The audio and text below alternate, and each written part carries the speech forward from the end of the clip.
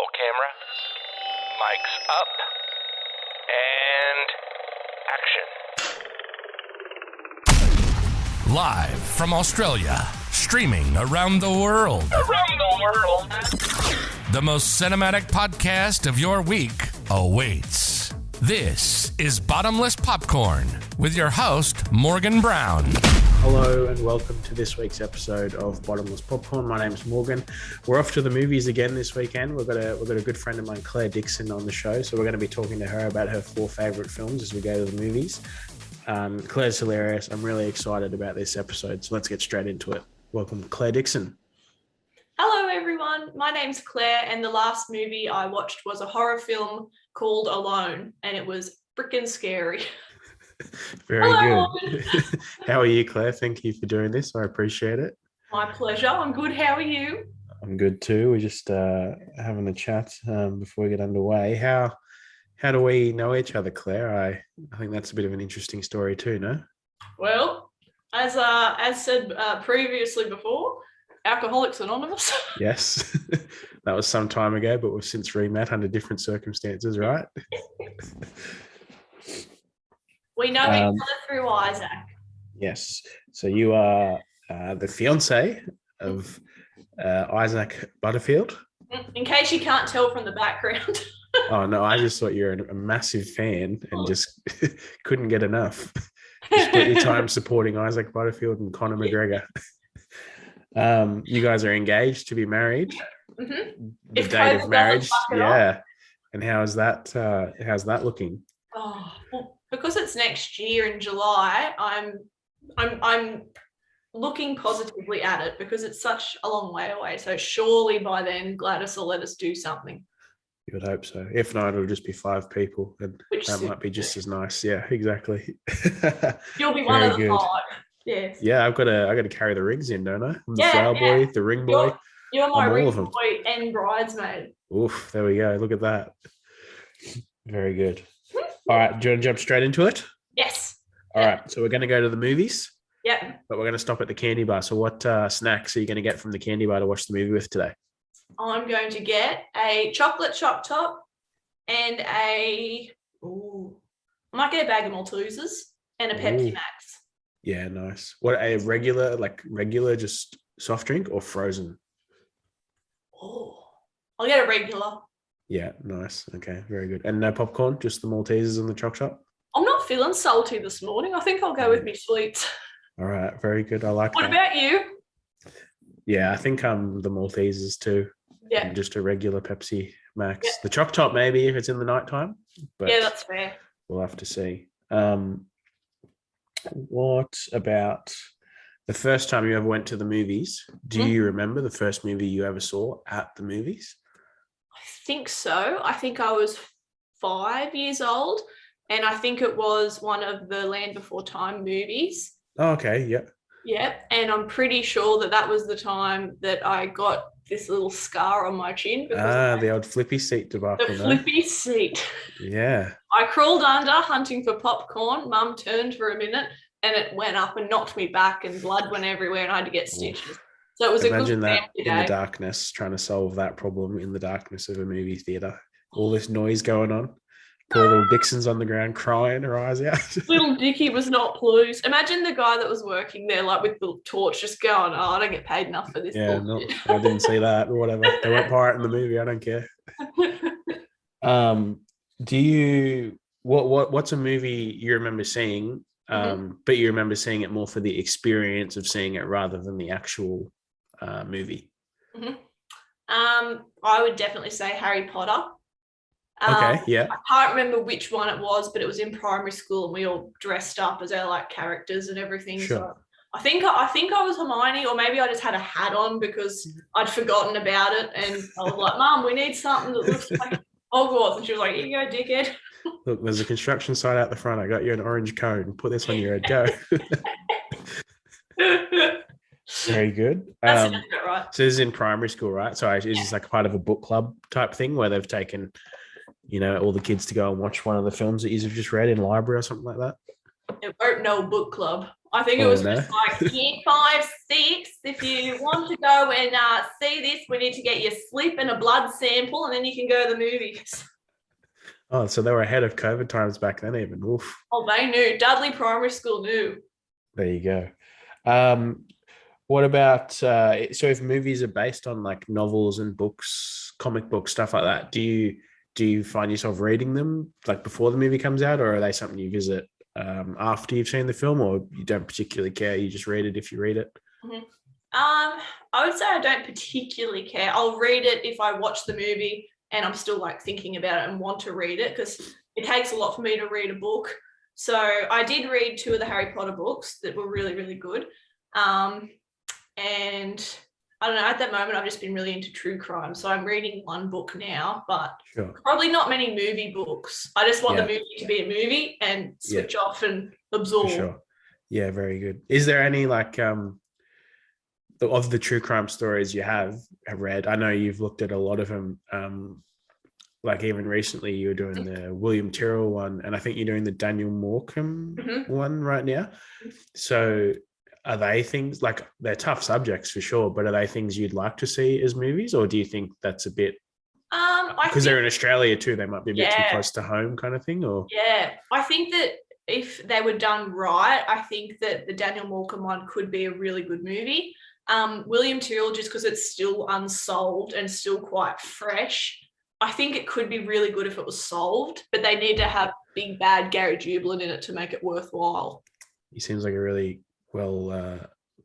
really, really good guy. I saw Isaac just had him on his podcast the other week. How nice did he seem? Yeah. It's so crazy that he got, kind of thrown off that case because of how things went. But it's madness to think that he was there trying to find this missing kid. I know. That happened. No, it was so wrong. Yeah, I agree. We've got a movie trailer coming up now. It's one of your top 4 favorite films, and it's The Grinch. Inviting me down now on such short notice. Even if I wanted to go, my schedule wouldn't allow it. 4 o'clock, wallow in self-pity. 4:30, stare into the abyss. 5 o'clock, solve world hunger. Tell no one. 5:30, jazzercise. 6:30, dinner with me. I can't cancel that again. 7 o'clock, wrestle with my self-loathing. I'm booked. Of course, if I want the loathing to 9, I could still be done in time to lay in bed, stare at the ceiling, and slip slowly into madness. But what would I wear?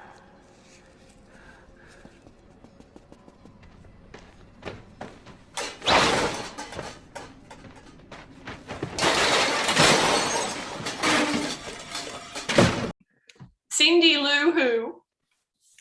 Just Cindy Lou Who, that's it. Yeah. Just that little nose on Cindy Lou Who. That's what got you. She's so beautiful. She's so cute with her hair. And I love the town. I love the colours. The storyline's beautiful. I like the fairy light machine. I wish I had one. That would be freaking Imagine that at Christmas. You'd do it all in one day, right? Oh, so good. And I just love the Grinch. I think that Jim Carrey does it very, very well. Yeah, it is a good one. I looked up some trivia that I thought you might find interesting about the Grinch. Yep. So according to Rick Baker, who did the prosthetic makeup for Baker, he did the prosthetic makeup for all the films. So all the costume that the Grinch and the Who's have to wear. The prosthetic makeup Jim Carrey has to wear took about 2 hours to apply and 1 hour to remove. Jim Carrey revealed on the Graham Norton show that it felt so uncomfortable every day having to put himself through the experience of putting it on. He went and sought counseling of like CIA agents to like how to get yourself through like torture situations to be able to get himself through it. Like he found it so difficult to get into it every day. He had to go see like professional help about how to deal with torture to endure going through their makeup every day. How mental is that? Oh my God. Well, thank you, Jim Carrey, because it's watched every year in this house. Yeah. It's a big Christmas feature, isn't it? Right? Like it's every year at Christmas. Every year at Christmas, it has to be watched. Every single fucking year. I can't believe that. That's so cool. Well, not cool, but it's crazy. Bless his heart. Exactly. And then so the producer and the director is a guy called Ron Howard. And he was so thankful to Jim Carrey for putting up with it every day that on one of the final days of filming, he had Rick Baker's team apply him into a full Grinch costume and outfit and makeup. So he directed a whole day in a Grinch costume himself to say, like, hey, I realize this is really difficult for you, but thank you. But in the morning when this was revealed to Jim Carrey, he got the shits because he thought his stunt double had been replaced and they'd found someone that looked nothing like him, not as tall, not the right shape. So it actually didn't go over as well as they had hoped it to in the morning when they first revealed it to him. And then the Whoville, the town, is a lot of the citizens of Whoville are actually Cirque du Soleil performers because of the way they're moving around, especially in the parade and all the acrobats and stuff like that. So they've got actual circus performers to come in. I never would have thought that. They're all just how crazy is that? Around. Yeah, exactly. And then I don't know if it's still there, but I think it's Universal Studios in Hollywood has the soundstage tour, and it has a section of Whoville constructed on part of the tour. So you drive through. So I think that sounds like your place to be. Imagine doing that one on Christmas, no? Oh, so good. I'd love How good would that be? That'd be How good would that be? Oh my God. All right, I'll move on. I'll get it is. I think it'd be so cool. Like, imagine saying, because that looks wild, like all that architecture and how nothing's square, like everything's rounded, and like that'd be really cool. Agreed. I've got some more questions for you now. This one you could probably answer two ways, as in what film has the best soundtrack or score. So soundtrack as in radio music, like commercial pop songs and stuff like that, and score as in the orchestral music that plays usually throughout the entire film as themes and stuff like that. Harry Potter? Okay, yeah. What do you think? I reckon it'd be Harry Potter. That's a pretty iconic one because most of the Harry Potter films end like with that same theme, and it's pretty recognizable, I think, to most people. I'd say the Harry Potter one, or the classic Let It Go by from Elsa. Frozen. Yeah, a musical. Oh yes. Yeah. What is that? What is your favorite musical film? I've never been to a musical. I'd really like to go. Yeah. Like you mean stage show? Yeah. Yeah. Is that what you mean? I meant movie. Like I know there's heaps. Like I know you've got like Moana and like The Greatest Showman and stuff like that. I'd go Moana over The Showman. Yeah. I listened to that playlist so much when it first came. Yeah. The Rock's got a beautiful voice. He does. It is really good. What do you think is this one? You can probably answer two ways as well. What's the best looking film? So this could be like, you think the camera moves are really cool, or the best looking film, like everything inside the frame is really great, like the sets, the costumes, the overall look of the film. Harry Potter and the Prisoner of Azkaban. Yeah. Okay. Yeah, definitely. It's a visual masterpiece. And I think that one you mean probably for both aspects, right? Like how the camera moves and what's within it. Yeah, that is a good one. And I've noticed that is one of your movies that'll be coming up shortly too. So maybe we'll talk about that one a bit more when we get there. It's so good. What's the funniest film you've ever seen? Happy Gilmore, or what's that other one?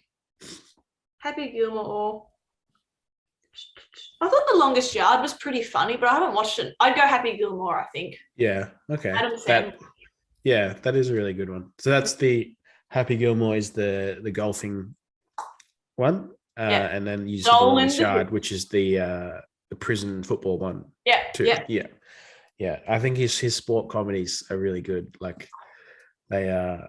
Very like to this day. I remember like kids in primary school saying stuff like Billy Madison and Happy Gilmore and quoting them. Yeah. And even now they still are like probably I would say one of the most quotable. He called the shit poo. Yeah.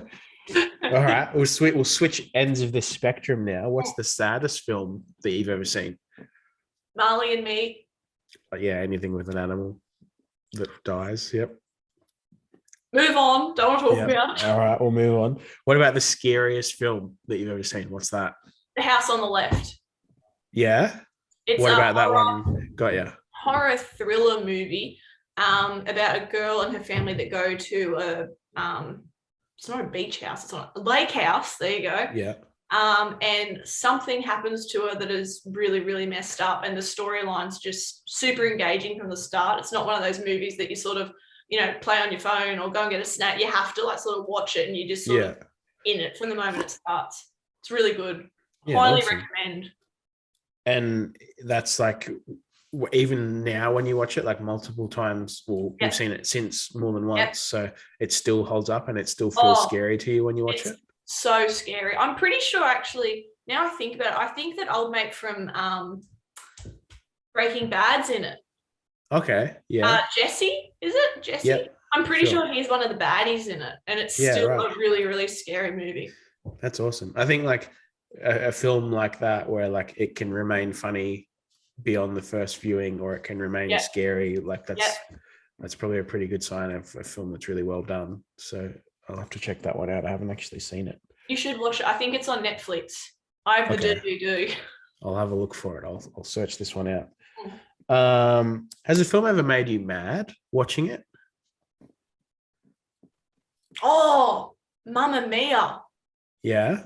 Oh, they were awful movies. Mum and I went and saw them and walked out, and I've never walked out of a movie. Yeah. And I just thought it was fucking awful. I know lots of people loved it and it won all these awards, but Mum and I just sat there and were like, this is the most boring thing I've ever seen. It's just a bunch of crazy women and fucking bloody old mates strutting. It was just shit. I was like, I can't watch this anymore. So we left and went to the shops, I think, and went home. Yeah, leaving the cinema to watch a movie, that's a huge statement, because I know like on your streaming services, on your TV at home, that's nothing. You put something on for a couple of minutes and this isn't for me, whatever. But to leave the movies, that it has to, it's a big really didn't like it, isn't it? It was just shit. I think it might have even been the first one that we saw, and there was just all this hype, and I know that like some of Mum's friends were like, oh, you've got to go and see Mamma Mia, it's so good, and Mum was like, come on. So we went and watched it, and I was just like, oh my God, this is the worst thing ever, and Mum hated it too, so we were just like, yeah, very good. It was a bit nerve-wracking leaving the movie, though. I felt like a bit of an asshole because she's sort of like, excuse me, sorry. Getting over crossing over everyone's legs and stuff to get out the row. Yep. All right, let's move on. We'll go to your third favorite film. So the second trailer now, and it's Lilo and Stitch. See? Lilo. Comfy. Hey, what is the matter with you? Be careful of the little angel. It's not an angel, Lilo. I don't even think it's a dog. We just have to take him back. He's just cranky because it's his bedtime. He's creepy. Sleep when he's loose. You're loose in the house all the time, and I sleep just fine. Hey, what are you doing? Stop that, Hey! Look at him, Lilo. He's obviously mutated from something else. We have to take him back. He was an orphan and we adopted him. What about Ohana? He hasn't been here that long. Neither have I. Dad said Ohana means family. Huh? Ohana means family. Family means Nobody gets left behind.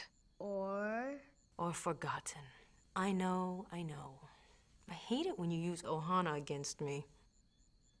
I would say Lilo and Stitch is probably one of my favorite movies of all time, and I've watched it easily 20 times, I reckon. Yeah. Easily. I love it. It is just And beautiful. what about it is it that like, because there is a lot, like those animated Disney films are really like, everyone has their own one for like special reasons. What is it about Lilo and Stitch to you that one is your favorite? I think Lilo herself is just such a beautiful little character, and I related to her a lot as a kid because she was a bit of a lonely kid, and I was as well, not to be too sad. And I remember her, and she was like asking for a friend at her bed, and she was lonely, and Stitch came into her life, and to me I was just like, oh my God. And there were just so many beautiful aspects, and the fact that her sister raised her and their parents passed away, and it's just such a good movie. And I think the colors as well. I don't know if that's just me being a bit weird, but I think it's because it's set in Hawaii, which is a place that yes. isn't often seen Yeah. in movies, especially animated ones anyway. Yeah. So I think they took full advantage of the fact that they could make this the most Yeah. beautiful looking setting Yeah. they could, and it was absolutely so worked. pretty. Yeah. And the ocean was beautiful. Just everything about the movie I think was just really nice. And it's got lots of like really good lessons for little kids to watch as well, I think. For sure. I like all your other movies. I've looked up some little interesting trivia bits that I thought you might find interesting. None for of this them one. will ruin Lilo and Stitch, will they? They're good. They're not. No, like these won't. I think these are all pretty cool, and I think you'd Okay. appreciate them. So this is also one of the last like 2D animated Disney movies before they've all transitioned and become like the 3D Yeah. looking ones, like Zootopia. You know how that kind of animation, and this is like one of the last 2D, like the flat looking ones, which I think is I like it flat. it's pretty crazy that they don't do this more often. But yeah. So Chris Sanders, who is one of the film's directors, also served as co-writer, co-character designer, and also provided the voice for Stitch, a character that he first created in 1985 when he originally pitched the idea of Stitch for an unsuccessful children's book. So he's hung with this for years, and then he's finally turned it into a movie. How cool is that? And then he's so involved. Like, he's the writer, he's the director, he's the voice and designed the character. How do we be friends with him? He sounds lovely. I reckon you reach out to him and you ask him, can we be friends? I reckon he'll come on Bottomless Popcorn. We should ask him. We'll find out. We should. Oh, he created Stitch. How beautiful. I've got cool 2 is that? Stitch toys in our bedroom. I've got a big plush Disney one from the actual Disney shop, and then a little ceramic one in there. Just a side note. There you go. So there's a scene in the film where they're on a beach and Nani, Lilo, and David are building a sandcastle. Yes. The sandcastle they are building is the Sleeping Beauty Castle, which is Disneyland Castle. How cool is that? Wow. Really? Holy Yeah. shit. I never thought of that. So when you watch it again, take notice of what the sandcastle looked like. I think I might watch it at the Savo after doing some cleaning. I'm going to watch it again. Why not? And then in Nani's room, she's got a Mulan poster hanging on the wall. How cool. I've never noticed any of this. You got something to look for next time you watch it then, right? I'm going to look. That's so cool. Wow. I think it's really good. All right, I'll move on. I got a couple more questions for you. Do you, films that win awards, do you take notice of that kind of stuff? Like, do you end up watching films that are award nominated or award winning? Like, do you think that's an indication of them being good quality? No, you don't do it? No, not into it. I think I get why it's, if you see something like online, it's like won so-and-so awards, it might make you want to watch it. But I don't think that's ever really impacted my choices like on Netflix or Stan or even buying a DVD or a Blu-ray in the day, to be honest. I've sort of just I literally just go off the little bio and just go, sounds good. I don't really look up, like Isaac really likes looking up the Rotten Tomatoes stuff. Whereas I don't really like looking at those because I find that half the time people that don't like a certain movie, I might like it and vice versa. So I don't really trust it too much. No, I'm the same. And I think my taste in movies probably swings pretty mainstream, as in like it's not like really obscure art house kind of stuff. It's not heavy drama. It's just pure entertainment stuff that appeals to masses. And like looking when I don't use Rotten Tomatoes, but I use like IMDb and I use like the user ratings, and the common theme seems to be that a lot of the movies I really enjoy seem to be rated out of 10 about mid to high 6s to early 7s, which I think is strange, but it's a lot of people using that website too, so the score is aggregated. Is there a film you saw that you really loved and then you've come back to watch it again and you've seen it and you're like, that's not very good? That's a very good question. A lot of rom-coms. I'm trying to think which one it was. Hang on, let me have a look. Like they don't hit the same the second time around. No. They're not funny. The characters getting together isn't as powerful the second time around. he's just not that into you. I can't watch that Okay, yeah. now as an older woman. I don't find it quite as, I don't know, it just doesn't feel the same. It's just not as, when I first watched it, I thought it was the best movie, and I was like, I loved all the characters, and I thought, because it's so many famous people in it, and I just thought it would be good. Great. But I don't think I'll probably watch it again, to be honest, because it was just maybe it was good as a little, like a teeny bopper flick, but now I probably wouldn't watch it because I just get the shits with all the fucking characters cheating on each other. So I'm just like, for fuck's sake. Fair enough, yeah. That's part of like a series of films where it's like that too, right? So there's also like Valentine's Day. Yes, New Year's overrated. Eve, and it's just a massive ensemble casts. Almost too heavy. Yeah, but by looking at it, you're like, how could this not be successful and enjoyable? Because it's like so many people's favorite like actors and actresses, and they're all like people that have done these kind of films as just a more concentrated story on just their character and maybe another. I think the expanse of trying to have so many people in actually doesn't. I don't think so. You need to have like one or two Coolios, and then if you have like all these like good-looking famous people, I think it's overloaded. It's too much. And that also, I don't think I've seen that one. I have seen New Year's Eve, but it's a nice movie, but it wasn't great. No, exactly. And is he's not that into you one where it's like lots of little different stories, but they all at some point come together at the end? Okay. And even watching it again, that the twist or however they all come together doesn't hold up. Like it's not that the hello Littlefoot, hello Dal. It's not that the story. Special guest on the show now. Special guest. Hello everyone. I don't know if it's because I'm just a bit older, but I find that the characters just don't do it for me as much. Like there's one particular story that I won't say in case someone wants to watch it, but there's one love story that I'd still say is just so beautiful. But a lot of them are just a bit cliche, like you halfway through the movie and you just know what's going to happen already. So in hindsight, it's not as earth-shattering as I once believed the movie to be. Okay. There's a dog out the front. Oof. Hello. Oh, the lady's pulling the lead a bit hard. Ooh. What's a film that surprised you the most when you saw it? Like you went in going, oh, I'm probably not that interested in this, and then come out super glad had seen it. The Downton Abbey movie. Oh yeah, okay. I know you're really into this series, but then you were kind of late to the series and stuff, right? Yes. No, I haven't. You need to. Yeah, you were late to it, right? You binge watched all the series to go and see the movie, right? Yep. Absolutely. Did you even go into the movie with some sort of hesitation that you would 100%. Maybe not? Yeah. Yeah, I was nervous that it wouldn't be as good as the show, and Mum was too. I went and saw it with her, and we were like, "Oh, I hope they don't ruin it. I hope it's not bad." And from the moment it started with the intro, I was like, "This is it. This is the movie for me." It was just beautiful. It was so good. Very good. Watch Downton Abbey. To anyone watching this, it'll change your life. I've watched it probably 5 or 6 times. Not a joke. And there's always something that I've missed out from the last bit and you learn to appreciate different characters watching it over and over again, and it feeds your autism really nicely. Ooh, there you go. What's a film that you've seen and you really liked, but you probably won't watch it again?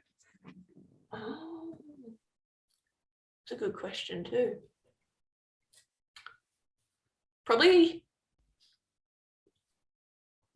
Jungle Book or Pocahontas or something like that. I watched them as kids, but they weren't that magical Disney moment for me as much as like Beauty and the Beast and other ones. I don't think I'd ever watch them again unless, I have a little kid that wants to watch it. Yeah. And are you talking about like the original like cartoon one when you say the Jungle Book? Yeah. And just once was enough. I think so. I just didn't. I wasn't that I didn't like it, but I just, how when you're a kid, I've come back to Lilo and Stitch so many times. I've just never reached for that as a movie to watch for whatever reason. Yeah, for sure. Yeah. Is Lilo and Stitch, I can't remember. I probably should look this up. Is Lilo and Stitch musical? Because I know the Jungle Book has musical scenes in it. That's where like Bare Necessities and stuff like that come from. But is Lilo and Stitch, or is it just have music? There's a few. There's a few songs, but I wouldn't say it's not like your Frozen or even your Beauty and the Beast. I don't think it's near as musical as that. But it's just it's got some lovely little songs in it. Yeah, nice. Oh. Do you have a film? I guess The Grinch might have kind of answered this question as well. But do you have a film that you kind of come back to at specific points in time? Like you might specifically come back to watch The Grinch at Christmas, or you have a film that you pull up on your birthday all the time. Do you have like an annual film or a ritualistic film? Home Alone. At Christmas. At Christmas. Christmas movies are just the thing. They're just perfect. Yeah. I think Home Alone, Lost in New York's my favorite. I think that it's a perfect movie, and it was one that growing up, my family and I would always watch every Christmas sporadically, putting the tree up before then. Didn't matter. It was always on in the background during Christmas, and it was sensational. Very good. That's Macaulay Culkin. They're actually, I'm pretty sure that's getting remade, but I think it's getting remade as a TV series. No. Yeah. No. Not a fan? No, just no. Leave a good thing as it is. Don't try and ruin it. Macaulay Culkin will come back looking like a heroin addict and just be like, Dixon. Why ruin it? There you go. All right, let's jump on to your third and final trailer. And it is Harry Potter and the Prisoner of Azkaban. What did you say your name was again? I didn't. Well, whereabouts are you headed? The Leaky Cauldron. That's in London. Do you hear that, Ern? The Leaky Cauldron, that's in London. The Leaky Cauldron. Hey, if you have the pea soup, make sure you eat it before it eats you. What,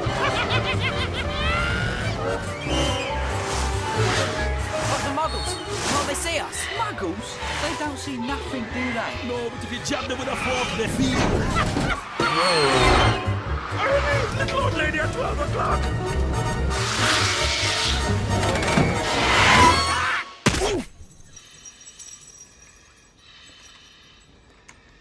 10, 9, 8, 7, 6, 5, 4, 3 and a half, 2, 1 3/4.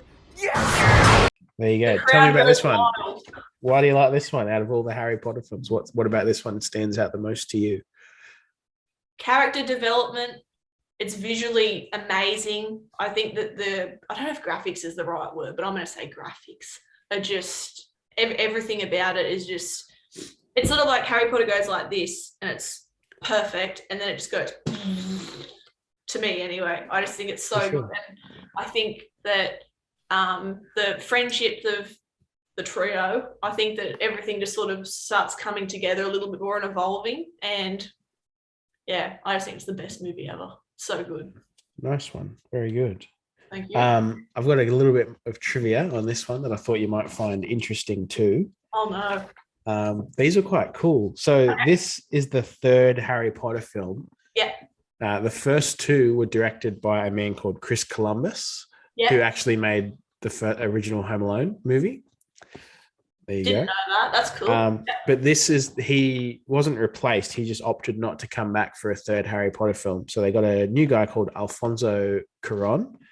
And he had never read Harry Potter, nor had he seen the first two movies when he was offered the job. And he almost turned it down. But it wasn't until his good friend and another filmmaker named Guillermo del Toro convinced him, saying, "Hey, man, don't be stupid. Read these books immediately and sign the contract for this movie." And I look at that and I'm like, that's amazing, because I'm pretty sure this is one of the most highly regarded of the 8 movies. I'm pretty sure if you look at their like ratings out of 10, I'm pretty sure it's the last one, then this one rates the second highest, which I think is incredible. But this guy that directed it never came back to do another one. He just did this one.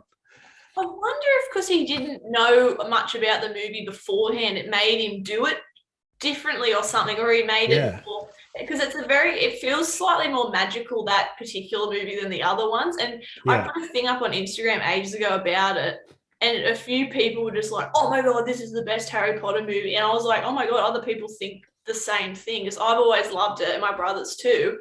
And yeah, it was cool to see that other people think it's. And old mate wasn't even a true Potterhead. He was a muggle. Yes, he was a muggle. J.K. Rowling said she got goosebumps when she saw several moments of this film ahead of its initial release because they'd inadvertently referred to events that would occur in the final two books, which at the time she saw them hadn't come out and hadn't told people about. She was like, people will come back to these films and see that they've deliberately put clues to events that occur in these films.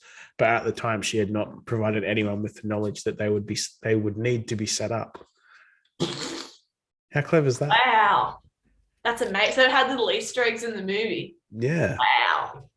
But just they weren't known, like the payoff for those what would become Easter eggs wasn't known to anyone but her.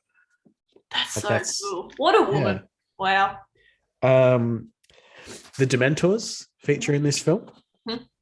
And I actually thought this was pretty crazy. The visual effects team spent 6 months creating the look of the Dementors. Originally, they weren't thrilled with the idea of using just computer graphics. So they wanted to use more traditional techniques like puppetry, but it wasn't working. So it didn't look believable. It just honestly looked like puppets and someone holding a fan off to the side. So they tried other techniques where they involved putting the puppet in water and then blowing water toward it, but then running the film backwards, giving it like this otherworldly look where it's kind of like floating, which I thought was pretty clever.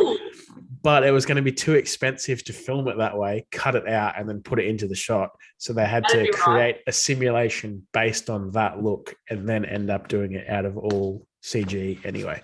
Oh my God. They went down a pretty real approach of how to like actually nail that. I think they nailed the Dementors. I think that they're pretty fucking terrifying. I do too. They're pretty bloody terrifying. I'll take the expert out for you. Sorry. There you go. All right, I'll move on. I've got a couple more questions before we ask you about your favorite film. In the Clare Elise Dixon biopic, who plays Clare Dixon? What? Who plays you in the movie about your life? Oh. Megan Fox. Oh, okay. Clearly. I mean, the the similarities are just endless. Exactly. Yep. I like to think she would play it, but probably more realistically, it'd be bloody. Oh, who would it be? Oh, fuck, I don't even know. No, I'm gonna go with Megan Fox. Fuck it, definitely. Both brunettes. That's all that matters. Yeah, I reckon she'd play me in a movie too, actually. So that's a good choice. So it'd be good. Who is your favorite character from a movie? Any movie. Any movie. This is the deepest question I've ever been asked in my entire life. It's good. Favorite character of any movie. Can I have two? Yeah, of course. Okay. I'm gonna go Harry Potter, obviously. Yep. And Megan Fox in Transformers. Yep, I thought so. Yeah, cool. There you go. Different reasons. and Stitch. Okay, yeah, an animated character. I wasn't expecting that, but no, that's cool. He's beautiful. Harry Potter and Stitch. I imagine if you could, you would definitely own Stitch as a pet, wouldn't you? A little Frenchie called Stitch. Get one of those. Yeah, that would be good. That would probably be the closest thing you could get, right? Oh, it would be. Do you have a favorite filmmaker? Yes, the horror movie guy of the movie we went to see. So we went and saw The Conjuring. So it's James Wan. Yes. So he makes a film, no matter what it is, you're going to see it. Oh yeah. If it's a scary one, yeah. Yeah, you didn't see Aquaman then, did you? I watched a bit of it. I'm sorry, I can't. Yeah. It's too much. That's fair. Yeah, no, I get it. That's fair. Every movie has an ending, but what is the best ending to a movie that you've seen? I don't know why this just came into my head, but it's not. I don't think it's even like it's one of my favorite movies, but not like. I don't even know if many people would know it. Do you remember the movie Father of the Bride with Steve Martin? No, it's You like an prob- early 2000s movie. Very. I'll have It's to look got it up. Diane Keating's in it too. Okay. I really like the ending of the second movie of that, where they save their family house and get it back. And Father of the Bride 2 yeah, came out in 1995. I have not seen this. it is really, really good. It's up Okay. there, one of my favorite. They've been in my top 10 movies, I reckon. Okay. I'll have to check One that one and out. two are really good. Mum and I still quote bits from the movie when we're on the phone. Very good. Do you have a favorite quote from a movie? Like it's just the line that sticks out the most from a movie to you? Snape, when he says always about his Oh, love for Lily. wow. Yeah, wow. That's a big one. That's quite That's popular. a white isn't girl it? quote, if ever I've heard There one. you go. Yeah. All right. We've made it to your feature film. And your feature film is, drum roll please. Oh, it worked that time. I didn't hear the other one. Is Frozen. Let it go, let it go. I am one with the wind and sky. Let it go, let it go. You'll never see me cry. Here I stand, here I stay. Let the storm rage on.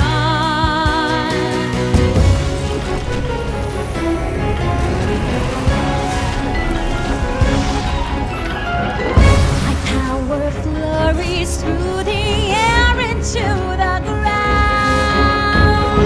My soul is spiraling in frozen fractals all around. Well, Frozen is a masterpiece beyond its years. The characters, the lights, the music, the whole thing's just perfection. What more can I say? It's really good. You enjoyed that one a lot. What about this? It's got a sequel too. What about that one? You It's didn't great. It's great. I don't think not as it's good as one. no. It's still really good though. I'm gonna try and force our future children to watch them, even if they're boys. They have to Yeah. sit down and watch Frozen with mum Yeah. because it's such a beautiful movie. I just love it. It's a very feel good movie. I can put it on whenever if I'm feeling a bit whatever, a bit sad or whatever, and it just lifts everything. It's beautiful. It's not a Christmas film though, right? It just came out at Christmas, and I think its setting being in snow and stuff is what. Yeah, it feels Christmassy, doesn't it? I haven't really Yeah. thought of it that way. It does feel very like seasonal and Christmassy. Yeah. Coming from us who live in Australia where Christmas occurs in summer. So much snow. It's Yeah. just, but something about the movie, I think, just every time you watch it, it's just magical. It's so cool. And I remember when you've shown me things from Disney on Ice with Frozen. Every time I've seen it, I've just been like, Yeah. it's just Yeah, pure that's- magic as an adult to watch, which is just really nice to experience. Yeah, no, I agree. There's some interesting trivia I found on this one for you, and there's one piece. I've got 4 pieces of this one, and I think 2 of them you will find really incredible, and one I'm not sure if you might have already known, but I thought it was really cool because I didn't know it. Yeah. So as of April 11th, 2014, Frozen became the highest grossing animated musical film of all time with a worldwide gross of $1.097 billion. That is a lot of money. Oh my God. That It is heaps. deserves it. That is mental. Yeah, wow. That's a The lot. most complex frame in the movie. So one frame, there's 24 frames in a second when you see a movie. Mhm. And there is obviously a sequence that has one frame in it that was so complex, it required 132 hours to render. That's absolutely mental. Holy That shit. is. Does it that's say a what lot of- scene it was? It doesn't, but I was thinking about it, and I imagine it's probably in Let It Go. There's a really long shot where the castle builds Oh, up yes. around her, maybe. I bet that is it. I imagine it's somewhere around that because there's a lot happening. There's an actual character in the shot. Yeah. There's clothing, there's a building, there's weather, there's elements, there's all different sorts of stuff going on. So I imagine it's probably in there somewhere. Now, are you ready for this one? Because I read this twice and then Googled it, and it is true. Oh my God. Jack Whitehall had a role in the movie as a troll priest who attempts to marry Anna and Kristoff. However, his lines were cut from the film. Did you know this? No. Yeah. Jack Whitehall. Was so Okay. excited, but he I've didn't seen him know live. until the film came out, I think, that he was not in He it. didn't know. He got told he was in the movie, recorded it, was on top of the world because all he ever wanted to do was be in a Disney movie. He got there. He did. Went He to- did. Jokes on them. Well, he ended up in Jungle Cruise, didn't he? So he still Yeah. ended up in one. That's good. But Great. yeah, like, and his lines ended up being cut out. The character he voiced and got shown that he was voicing this character, he said, still appears in the movie. So it kind of feels like it teases him when he watches it. Oh my but god, that's The horrible. lines are not there. How crazy is that? Maybe he wasn't like as big a deal when that came. I don't know. We love Jack Whitehall. Isaac and I went and saw him, and he's just such a fun, happy dude. He's so clever. That's horrible. Yeah. I still love Frozen, but that's not fair to Jack. It's I was surprised to read that one myself. I really didn't know that. That's was the case. crazy. How's this one? How familiar are you with the movie Tangled? Oh, pretty familiar actually. So I watched that heaps too. That's Rapunzel and Flynn Rider, Yep. who both have cameo appearances in Frozen. They are seen entering the castle of Oh! Arendelle for Elsa's coronation as Anna sings rather the first time in forever. They're seen walking into the. I think I knew that.